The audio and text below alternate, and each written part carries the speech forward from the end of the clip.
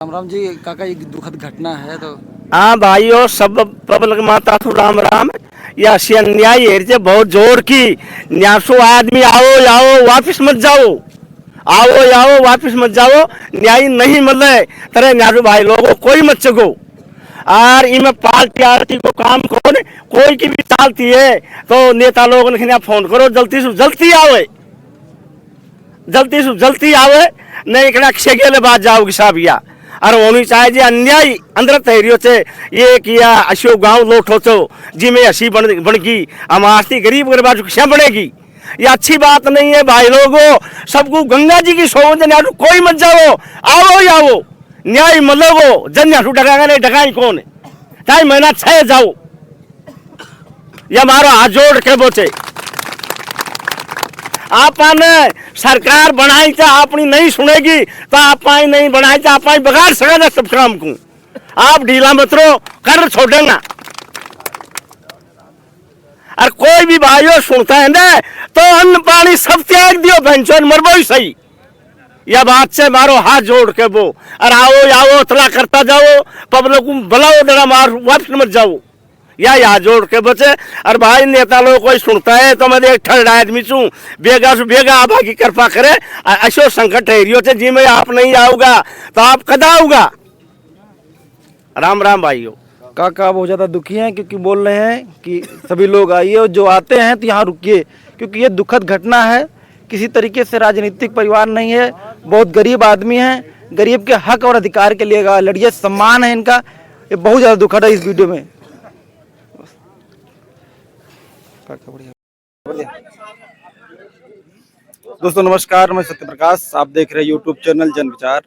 अभी हम कोडोई गांव में हैं। यहाँ बहुत ही दुखद घटना, एक बुजुर्ग महिला की जिसमें पैर और हाथ काट दिया जाता है, उसकी मृत्यु हो जाती है। ये घटना लगातार राजस्थान की तीसरी घटना है 1 साल में। और ग्रामीण लोग यहाँ जिस तरीके से धरना प्रदर्शन दे रहे हैं शांति तरीके से, बहुत ही दुखद घटना है। हम बात कराएंगे किस तरीके से। आप देख सकते हैं कि यहाँ काफी जनसंख्या में ग्रामीण लोग उपस्थित हैं। ऐसी स्थिति बनी पड़ी है क्योंकि ये घटना बहुत ही शर्मसार करने वाली घटना है, मानवता को शर्मसार करने वाली घटना है।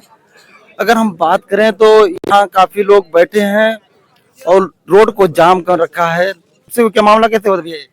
सर ये मामला हमारे वृद्ध गांव की वृद्ध महिला है जो बकरी चराने के लिए खेत पे गई हुई थी।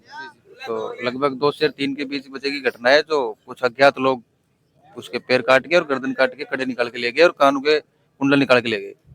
जैसे ये तीसरी घटना है और तीसरी घटना अभी तक मुझे जानकारी जहाँ तक है, जो आदमी वृद्ध दूसरी नंबर घटना थी वो जीवित रह गई थी। नाम बताने के बाद ही शासन प्रशासन की तरफ से उसको गिरफ्तारी की गई। पहली घटना में किसी लोग को गिरफ्तारी नहीं हुई थी। ऐसे सर ये क्या है कि जैसे कि पहले सबसे पहले जो घटना जाहिरा में हुई थी उसका ऐसे ही लोगों पुलिस प्रशासन के द्वारा बिल्कुल एक आश्वासन दिया गया था कि हम जल्द से जल्द कार्रवाई करेंगे और आप लोग इस धरने को समाप्त कीजिए। लेकिन उसका अभी तक कोई कार्रवाई नहीं हुई है, कोई मुजरिम बस में पकड़ा नहीं गया है। तो हमें विश्वास से बिल्कुल हट चुका है प्रशासन से कि हम यहाँ से हटें। हम जब तक यहाँ बैठे रहेंगे जब तक हमारा अपराधी को पकड़ नहीं आ जाते और हमारी मांगे पूरी नहीं हो जाती। ये आप लोग मांग के कह रहे हो, किसी तरीके से कोई शक था या अनहोनी सी होगी? ऐसे किसी को कोई शक नहीं है। लेडीज रोज जाती है खेतों पे, अकेले तो सब निकल जाते हैं। घर से कितनी दूर पे महिला की होगी? 1 से 1.5 किलोमीटर। 1 से 1.5 किलोमीटर। मकान पास में तो होगा जरूर। हाँ पास में ही है। तो ऐसी वारदात अभी भी जा रही है? पहली वारदात हुई है सब हमारे गांव, सबसे बड़ा गांव है इलाके का। पहली वारदात है। शासन प्रशासन की तरफ से कोई ऐसे अभी तक कोई एक्शन नहीं हुआ। हमें तो अभी तक कोई ऐसा लगा नहीं कि कोई कार्रवाई हुई हो। ये बहुत दुखद बात है कि आप देख लीजिए, ठंडी का समय है, रात में लोग बैठे हैं, उसके बाद भी शासन इस तरीके से ढीला ढवाली कर रहा है। लोगों का जो आक्रोश है लगातार बढ़ेगा क्योंकि ये बहुत ऐसी घटना है, संसार करने वाली घटना है, मानवता को खत्म करने वाली घटना है। क्योंकि ये ऐसी घटना अगर लगातार पुनरावृत्त होगी तो लोग किस तरीके से विश्वास करेंगे?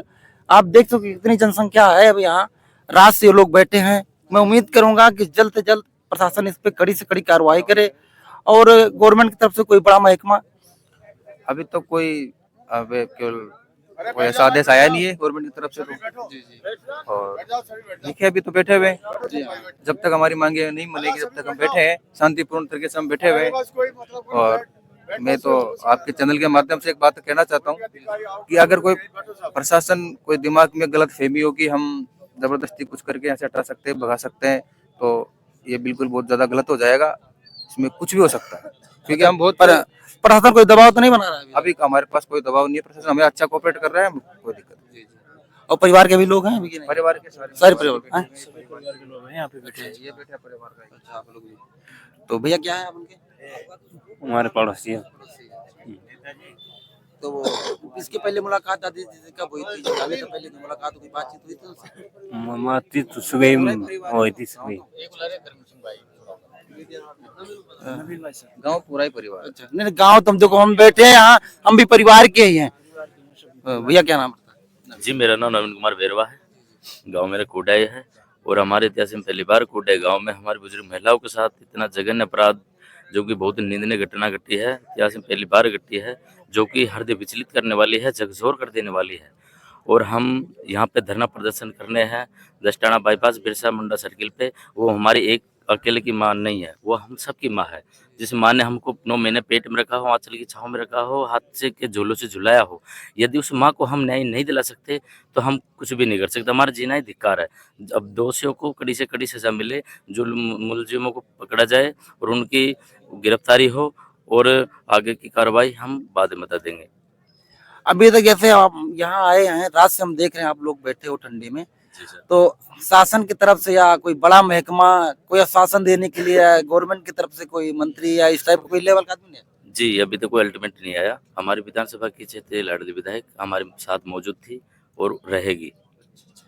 अब आप देख लीजिए इतनी दुखद घटना, और यहीं से सवाई माधोपुर 30 किलोमीटर इनका जिला का कलेक्टर मौजूद रहते हैं। 100 किलोमीटर के आसपास यहाँ से जयपुर होगा आपका। 100 किलोमीटर जयपुर, यहाँ तक अभी तक कोई सरकारी ऐसा महकमा ना आ पाया कि आप लोगों की बात सके, हम लोगों की दुख सहे। इससे बड़ा दुर्भाग्य नहीं है। हम लोग सरकार बनाते हैं, आप लोग सरकार बनाते हैं, इसलिए बनाते हैं कि हमारे दुख में आए। और ऐसी घटना, जघन्य घटना के बाद अगर सरकार शासन सत्ता की तरफ से कोई ऐसा दबाव, कोई ऐसा सुझाव नहीं आता है, लोग हमारे दुख में नहीं आते हैं, तो इसमें क्या हम बात करें?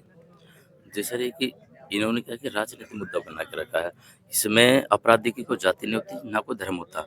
अपराधी जैसा वो करेगा कांड, उसको उस प्रकार की उसको वैसी सजा मिलनी चाहिए। हम उसकी सजा चाहते हैं। और बीजेपी सरकार चुप्पी लगा के बैठी है।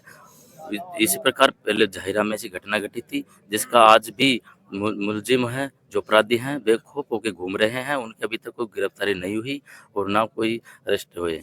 इसलिए हम ये चाहते हैं कि हमारे जो मुलजिम हैं, अपराधी हैं हमारे जीजी के, वो उनको तुरंत अरेस्ट करें।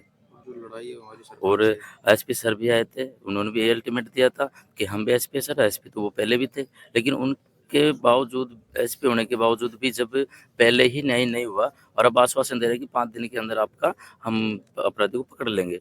जब 1 साल में नहीं पकड़ पाए, जहिरा वाले प्रकरण को, सेम प्रकरण है, जहिरा वाला प्रकरण कोडाई का प्रकरण सेम है, जब उसको नहीं पकड़ पाया तो अब 5 दिन में हमको आश्वासन जिस प्रकार से दे रहे हैं, ढाढ़स बंधा रहे हैं, तो हम कैसे भरोसा करेंगे? वो भी एसपी तो सर थे, ये भी एसपी सर है।